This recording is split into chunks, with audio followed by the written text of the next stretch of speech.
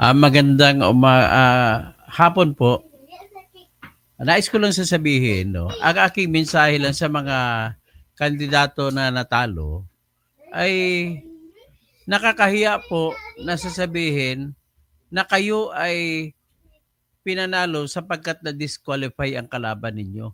Nakakahiya po. Although sa batas kayo ang dapat iuupo, pero nakakahiya po sa katotohanan ng buhay.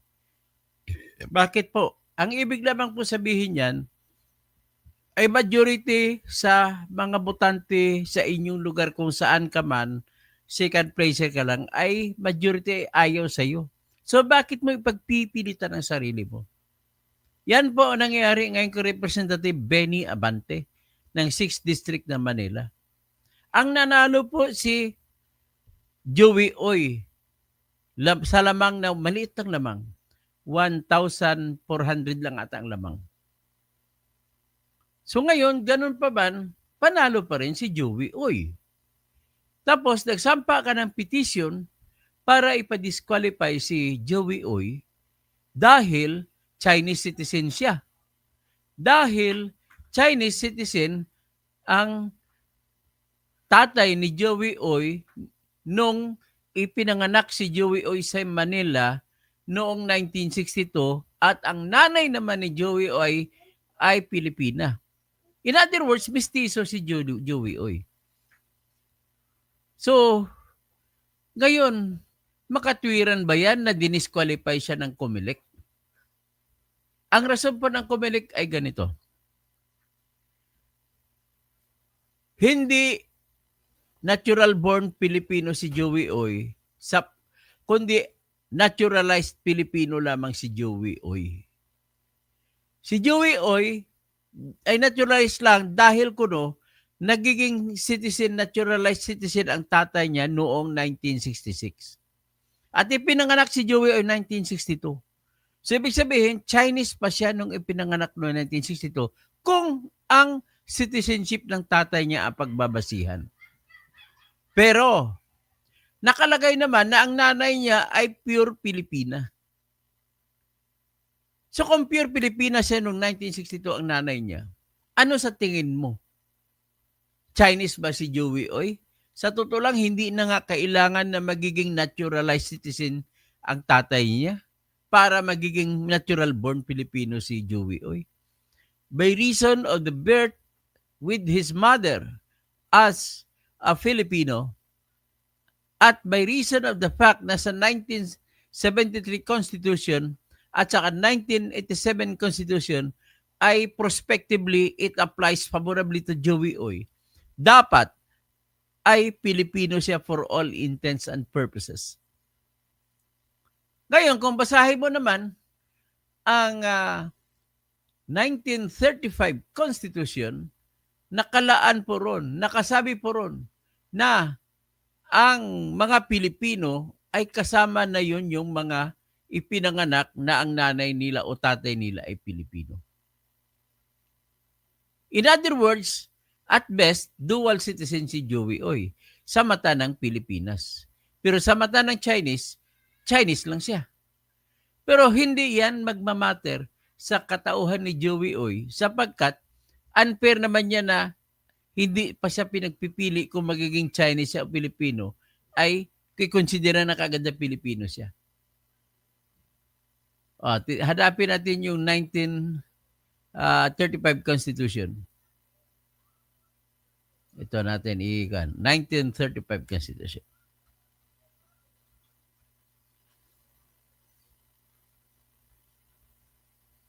Yan. Basahin natin ang Article 4, Citizenship. Tingnan natin kung talaga bang dapat Pilipino ba si Joey Oy o hindi.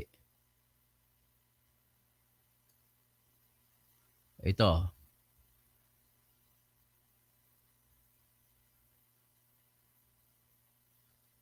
O ngayon, ilagay ko sa screen ko, basahin natin sabay-sabay ang Article 4 ng 1935 Constitution.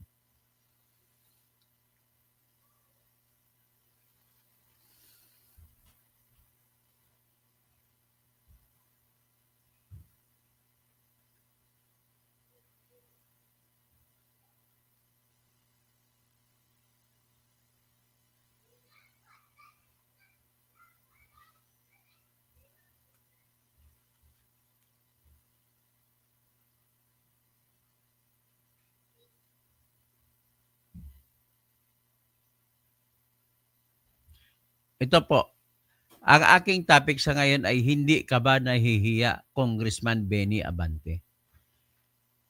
Natalo po kayo.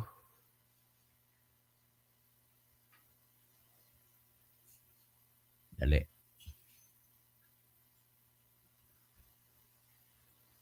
Ano ba ito? Saan ba ako? Pasensya na, pasensya na. I-end live stream ko muna ito. End live stream ko muna itong isa. Mag-change topic lang muna ako ha. Huwag muna ako, mamaya na ako kay Joey Oy. Mamaya na ako kay Abante. Dito muna tayo sa kwan. Sa kay With Your Respect. Pasensya na kayo, nagkagulo-gulo ako. Ang topic ko pala ay dalawang hinanda kong topic. With Your Respect, Chief Justice Renato Puno, ay si Cheese at si Cayetano at Bato ay tama. Yan ang topic kong isa. Tapos yung isa kong topic ay si Joey Oy. So, inend ko muna yung kay Joey Oy. At mamaya ko na balikan. Ito ngayon muna. Ladies and gentlemen, ito huwag niyo mamasamain kung ang opinion ko ay kumukontra sa mga karamihang opinion. Mas marami po ang opinion na nagsasabi labag sa konstitusyon ang ginawa ni Chis Escudero, ni Cayetano, ni Bato, at mga 15 pang ibang senador na ginawa sa pagre-remand, pagbabalik, ibig sabihin pagbabalik. Ang problema rin dito sa ginawa nila ay walang eksaktong salita na pwede gamitin. Walang eksaktong term. Ibinilik niya sa House of Representatives pero wala namang instruction na palitan nila. Wala namang instructions na baguhin nila. Ang instruction lamang ay ibalik nyo sa amin at magbibigay kayo ng certification na hindi ninyo nilabag ang one impeachment rule na ibig sabihin isang impeachment na reklamo lamang ang isasampa sa isang taon.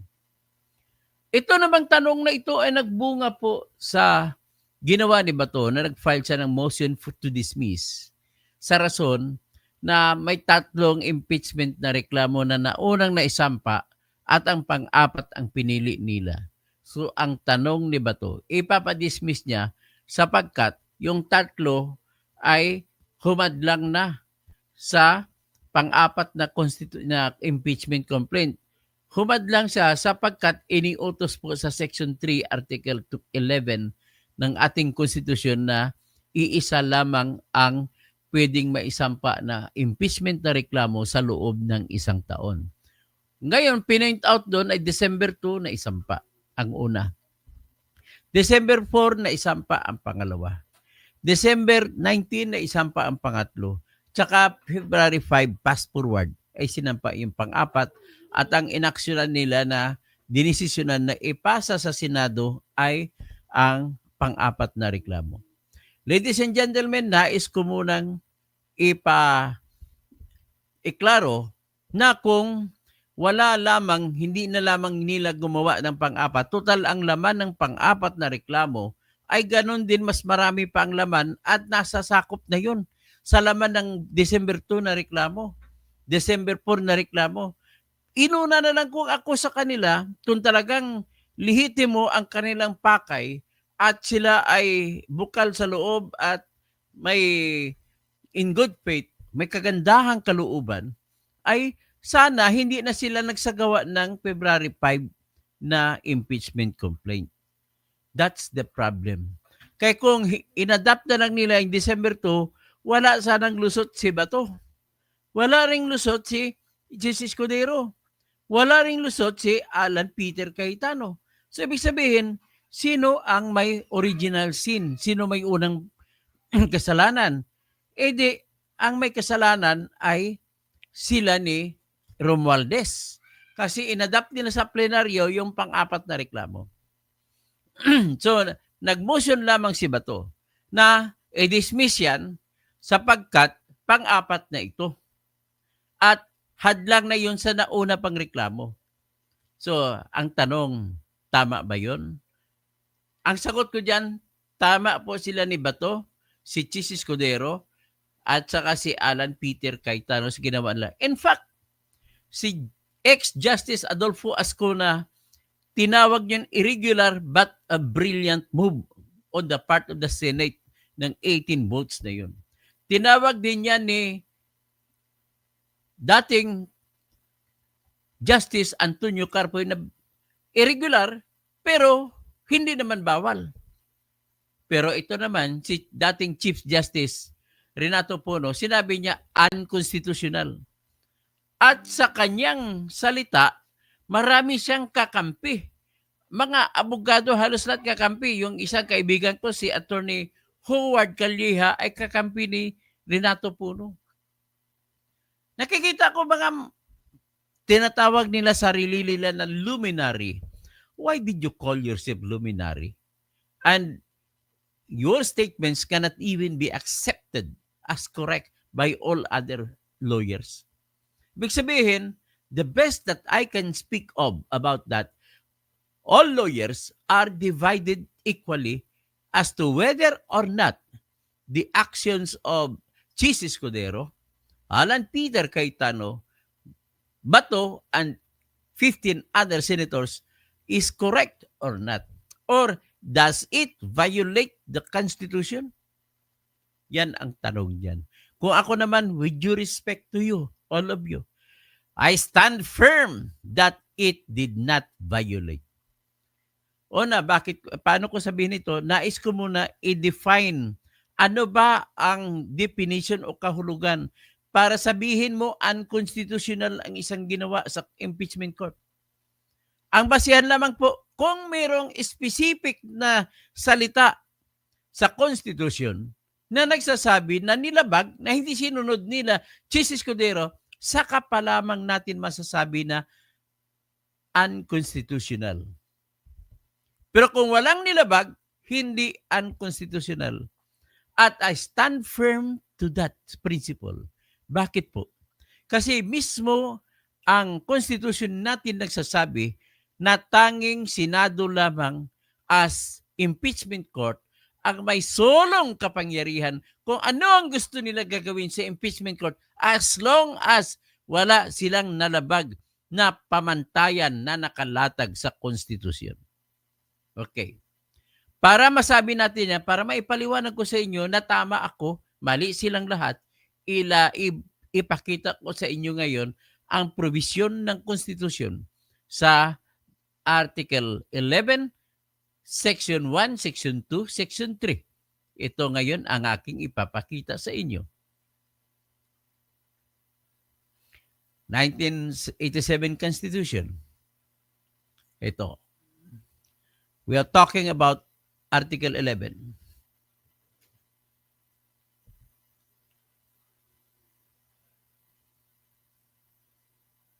Article 11. So nakakahiya pa, nag-lecture pa si ex-Chief Justice Renato Puno. Nilecturean pa niya si Chis Escudero. Huwag ka mag-alala, Senate President Chis Escudero. I am behind your back. Ito po yung Constitution, Article 11. Palakihin natin. Article 11, Accountability of Public Officers. Kaya naka-highlight sundan nyo lang ako. Section 1, Public office is a public trust. Public officers and employees must at all times be accountable to the people. Serve the people or them with utmost responsibility, integrity, loyalty, and efficiency, and act with patriotism and justice, and lead modest lives. Ganon ang utos sa mga tao, mga opisyal ng bayan. Tapos, Section 2, sinabi, the President, the Vice President, the members of the Supreme Court, the members of the Constitutional Commission, and the Ombudsman. Ombudsman lang hindi kasapi dito ang Deputy Ombudsman. May be removed from office on impeachment for and conviction of culpable violation of the Constitution. Ibig sabihin, may nilabag na provision sa Constitution. Treason, pagtatraidor sa inang bayan. Bribery, panunuhol. Graft and corruption, kahit anong klaseng corruption na corrupt. Saka other high crimes. Yung iba pang mataas na krimen, kagaya ng murder. Or betrayal of public trust. Pagtatraidor sa tiwala ng taong bayan. Yan ang mga dahilan na pwede mong i-impeach at i-trial at kung mapantunayang nagkasala ay yan ang ihahatol sa kanya. At kung mahahatulan siya, nakasaad dito na siya ay wala ng karapatan na manungkulan sa gobyerno. Either magpahalal o magpapatalaga. So, po sinabi rito, Section 3, Paragraph 1, the House of Representatives shall have the exclusive power. Exclusive, tingnan nyo, exclusive power to initiate all cases of impeachment. Okay, dito muna tayo, tatagal ng konti. Pag sinabi mo po, exclusive power to initiate, ano ang ibig sabihin yan? So, ang ibang opisina, ombudsman ay hindi pwede makapagsampa ng impeachment, kundi tanging House of Representatives lamang. Pero sa Section 2, ito naman, sa Section 3, Paragraph 2, dito naman ang proseso kung paano mag-initiate ng complaint. Nakasaad po, ibig sabihin, specific, detalyado na sinabi ng Section 3, Article Paragraph 2, na dapat ang reklamo ay verified.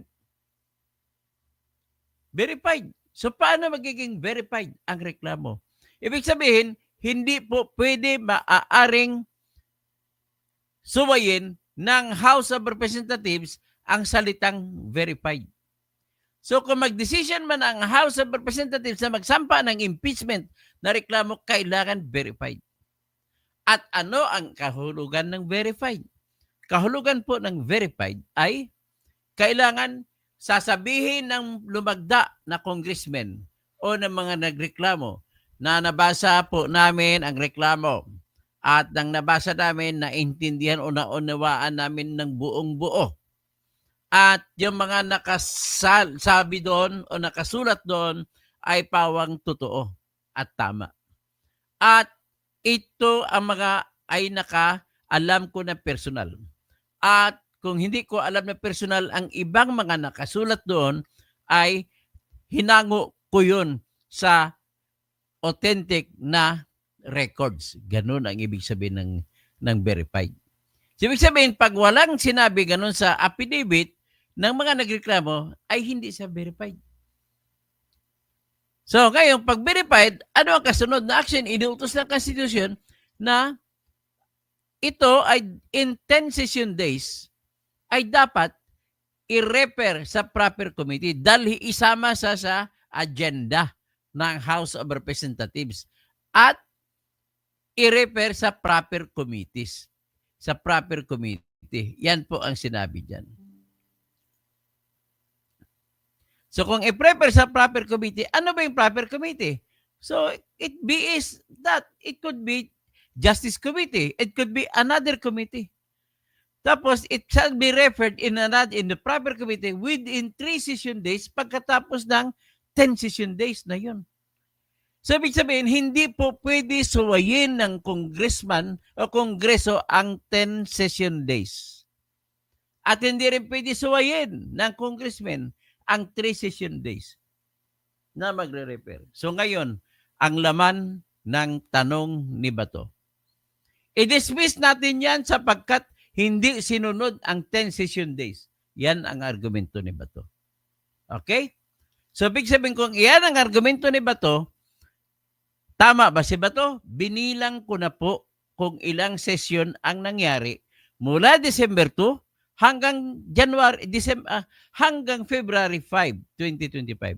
At nabilang ko po 16 session days.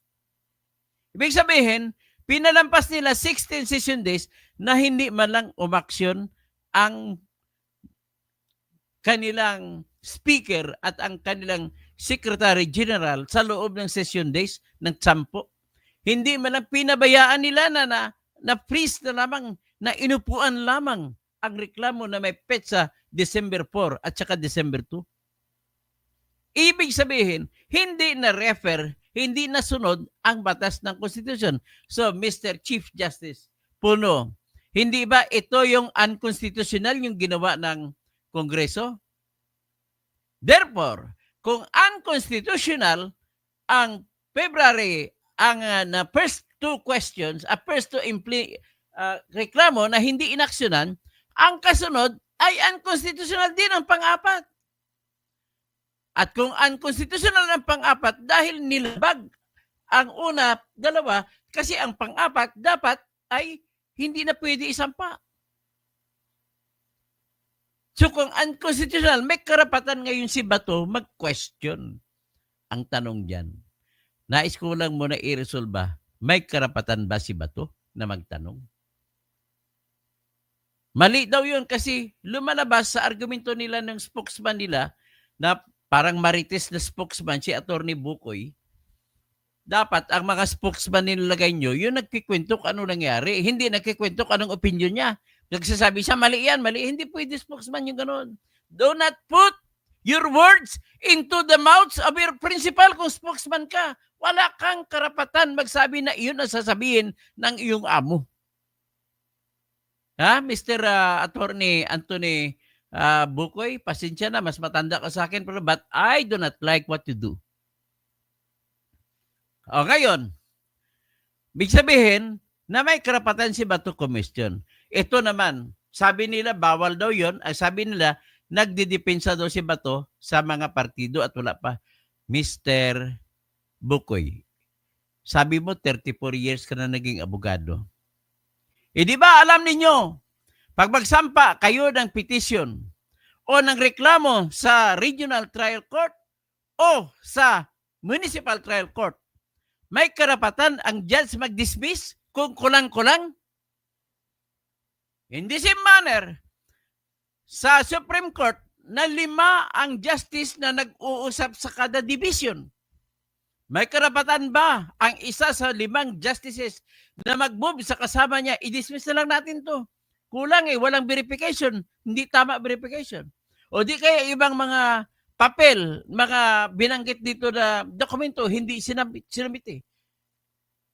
Wala bang karapatan ang Supreme Court Justice na magpa-dismiss ng kasong sinampa laban sa kanila na hindi pa sumasagot ang kalaban, hindi pa pinapasagot ang kalaban? May karapatan, may karapatan, may karapatan. Tama yan, hindi yan bawal. Hindi na kumakampi ang isa sa justice sa Supreme Court na pinadismiss niya, hindi niya ibig sabihin kinakampihan niya ang kumakaso o ang kinakasuhan. Punta tayo ngayon sa impeachment court. Tanong, natunghayan naman natin ang hearing noong June 10. Sino ba ang nag-uusap ng June 10? Di ba sila lamang mga senador? 23 na senador? Hindi ba wala pang kasapi doon na prosecutor? Sila ni Luis Tro, hindi pa sila kasama? Hindi ba nawala pa roon sila ni Sara Duterte? Hindi pa nag-appear doon mga abogado ni Sara Duterte? Na ibig sabihin, usapin lamang po yun sa gitna nila na mga justice. Walang pinag-iba yan sa kung mag-uusap ang mga 5 justice ng Supreme Court kung ibabasura nila ang petition o hindi. Kaysa sila nag-uusap, sila rin nag-uusap. May kapangyarihan ang anumang korte na ibasura ang mga reklamo na hindi nakasunod sa tamang pamantayan. Sinabi po ng ating konstitusyon na dapat verified, na dapat isa lang nakalagay dito. Tingnan natin. Nakalagay po sa Section 4.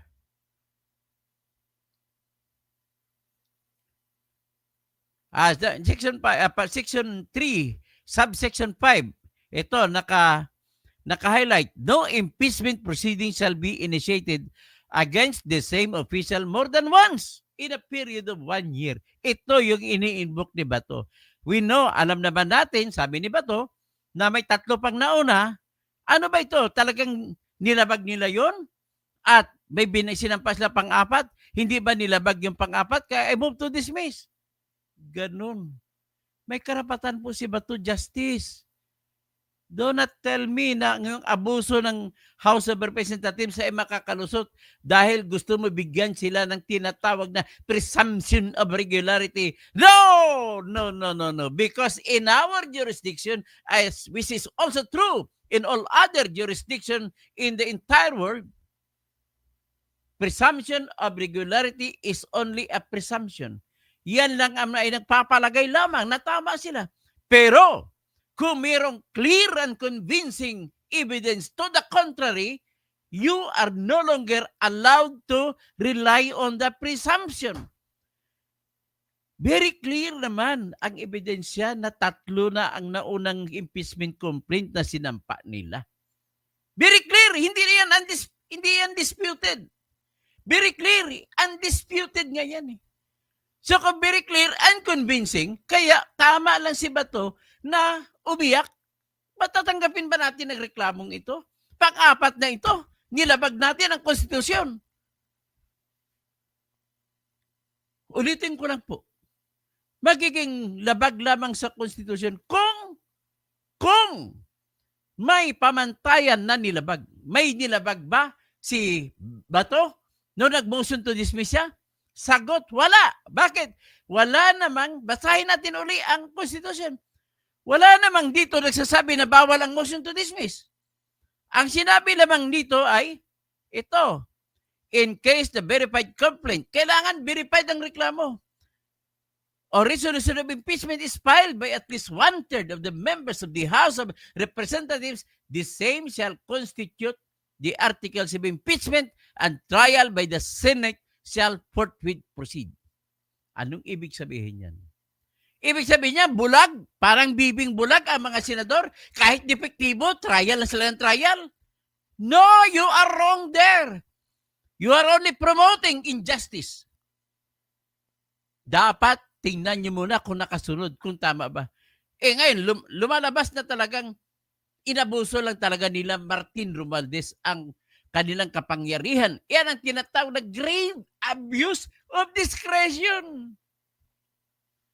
And all acts done in grave abuse of discretion are not valid from the very beginning.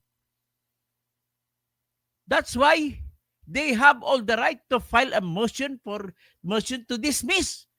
And Bato is correct in saying the power to try includes inherently the power to decide not to try because of failure to come up with a measure required it to be sufficient in form and in substance.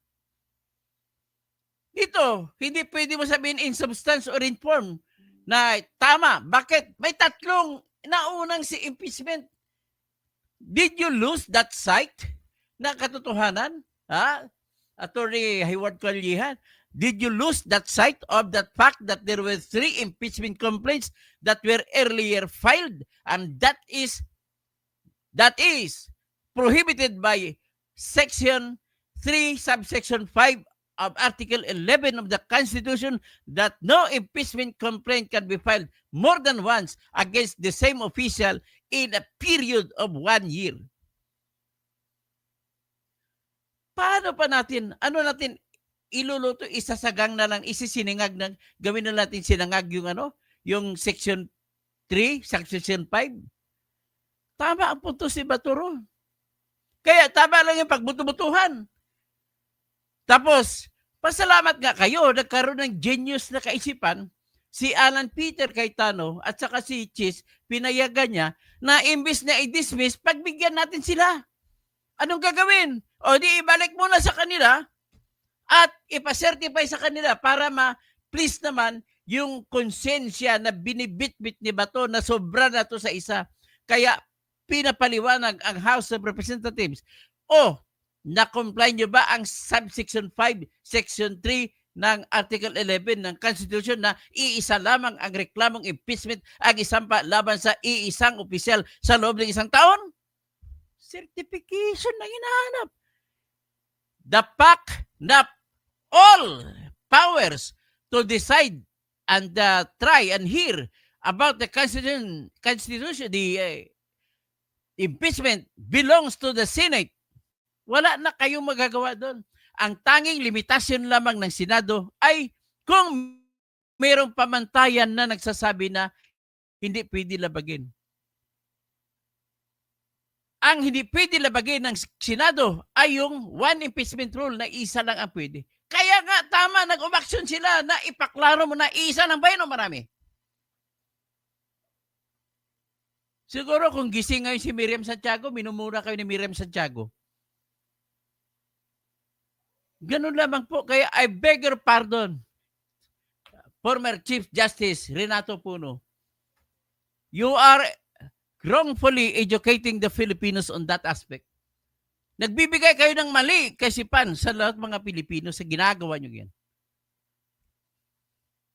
Ito ang katotohanan. We cannot close our eyes on the fact that there were earlier 3 impeachment complaints that were filed and the fact that in subsection 5, Section 3 of Article 11 of the 1987 Constitution, it says that there is prohibition to file more than one impeachment complaint against one official in a period of more than 1 year. I'm going live. Yes. So, dapat naintindihan ninyo yan mga kababayan ko. Huwag kayong palinlang yan sa mga vlogger na nagsasalita ng mga ganon. They do not know. Forgive them. We can pray to God. Forgive them, for they do not know what they are talking about. Di ba?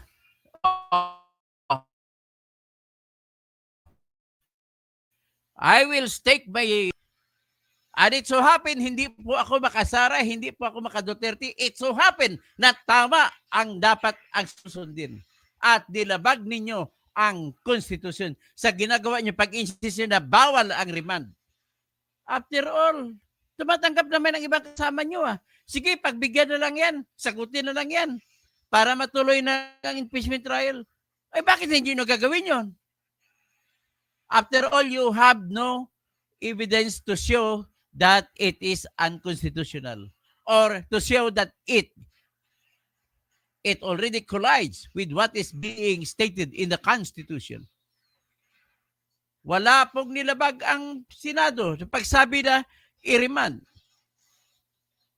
Anything that is not prohibited by the Constitution insofar as the impeachment process is concerned can be done by the Senate. The only limitation is if there is anything that prohibits anything that the Senate would like to do. Eh dito, wala. Ano ba ginawa na? Ngayon, I tend to believe na dahil wala man lang sinabi ang Constitution na bawal ang mag-crossover, pwede na ngayon magpa-crossover upon the decision of the impeachment court. Nasa impeachment court ang discretion kung gusto na tumawid ang trial sa bagong grupo ng Senado. Okay? Siguro hanggang dyan lang. Sa tingin ko naman ay naintindihan nyo na ako. I am aghast. I am so angry at my fellow vloggers that they are saying that it is not correct. I will defend to death this principle that I am now saying to you. Salamat po. Magandang hapon po. Ay. Magbati na lang po ako. Pasensya na kayo. Naasar ako sa Noli Balingit. Watching from Masantol, Pampanga. Antonio Villanueva. May mali silang gawa kaya di makaupo.